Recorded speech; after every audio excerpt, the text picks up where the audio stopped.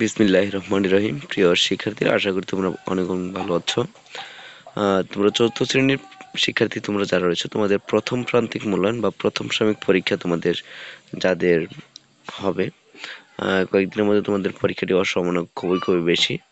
প্রথমান্তিক মূল্যায়ন 2025 বাংলা নমুনা প্রশ্ন তোমাদের আজকে দেখানোর চেষ্টা করব।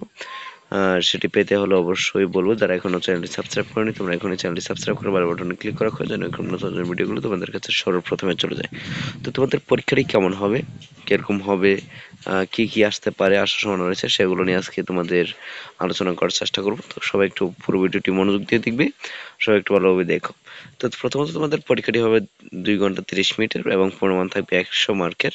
তোমাদের বাংলা বইয়ের পাঠ্য বইয়ের পৃষ্ঠা 1 থেকে 36 পৃষ্ঠার মধ্যে বেশ কিছু যে কাজগুলো রয়েছে সেগুলোর মধ্যে সমান রয়েছে। কবির নাম সহ স্বাধীনতার সুখ কবিতার প্রথম 8 লাইন মুখস্থ লিখতে হবে প্রথমত। আবার দ্বিতীয়ত আমাদের এখানে যে কোনো 4টে প্রশ্ন দিতে হবে, সংক্ষিপ্ত প্রশ্ন দেওয়া থাকবে, এগুলো থেকে যে কোনো 4টা প্রশ্ন লিখতে হবে। তো বাংলাদেশে বছরে কয়টি ঋতু আসা যায়, দুপুরের রোদে পালকির বেহারাদের কি অবস্থা হয়েছে, বড় রাজার ছোট রাজার উপরে গেলেন কেন, জয়নুল আবেদিনের জন্ম কোথায়, বিশ্বেশ্বরা কেন মুক্তিযুদ্ধ করেছিলেন। তারপরে যে কাজটি রয়েছে, যে 3 নম্বর রয়েছে তোমাদের আহ বাড়িতে লুকিয়ে কোথায় কোথায় লুকিয়ে থাকতেন। এরপর হচ্ছে তোমাদের রচনামূলক প্রশ্নগুলো কি কি আসতে পারে। এখান থেকে যে কোনো 3টি প্রশ্ন উত্তর দিতে হবে। যে কোন ঋতু তোমার বেশি পছন্দ, পছন্দের কারণ কি, বড় রাজা ছোট রাজার মধ্যে তোমার কাকে বেশি পছন্দ, কেন, 1930 সালে জয়নুল কিশোর ছবি আঁকেন, তার বিখ্যাত ছবিগুলো কি কি, এক মহান বীরগাথার রচয়িতা তারা, ব্যাখ্যা করো। আর বলা হচ্ছে সেকালে মেয়েদের অবস্থা কেমন ছিল, নারী শিক্ষা কেন প্রয়োজন তা বুঝিয়ে লেখো।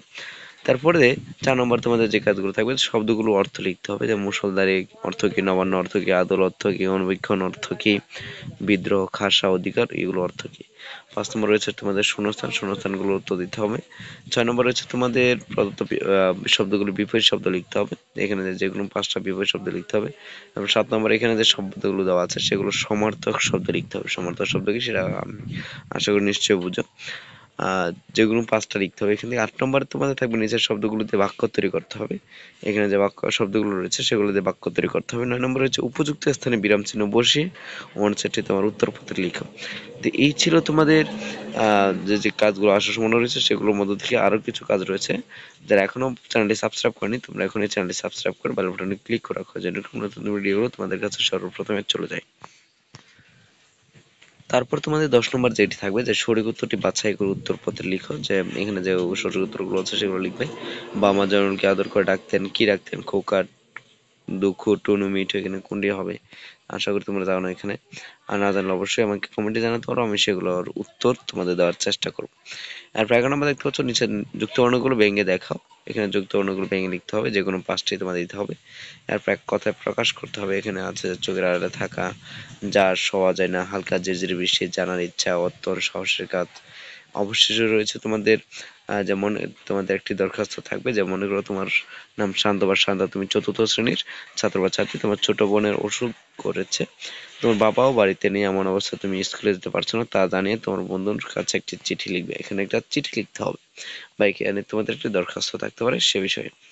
তারপর তোমাদের 14 নম্বর যেটি থাকবে, যে যে কোনো একটি বিষয়ের উপর 150 শব্দের মধ্যে রচনা লিখতে হবে। যে বাংলাদেশের প্রকৃতি অথবা স্বাধীনতা দিবস। এখানে পুরো তোমাদের বাংলা পরীক্ষাটা আসলে কেমন হবে, কি কি আসতে পারে, কি ধরনের হবে, সেটা আজকে আমি তোমাদের দেখানোর চেষ্টা করেছি। আশা করি তোমরা প্রত্যেকে বুঝতে পেরেছো। তবু যদি তোমাদের বুঝতে অসুবিধা হয় আমাকে কমেন্টে জানাতে পারো, বা তোমাদের যদি উত্তরের প্রয়োজন হয় আমাকে কমেন্ট সেকশনে বা হোয়াটসঅ্যাপ লিঙ্ক দেওয়া থাকবে, সেখানে তোমরা যোগাযোগ করতে পারো। আমি আমি তোমাদের উত্তরগুলো দেওয়ার চেষ্টা করব। তোমাদের যদি প্রয়োজন হয় তাহলে আমি দেবো, আর যদি কারো প্রয়োজন না হয় তাহলে তো অনেক অনেক ধন্যবাদ। যদি হয় তাহলে অবশ্যই জানিয়ে তোমরা।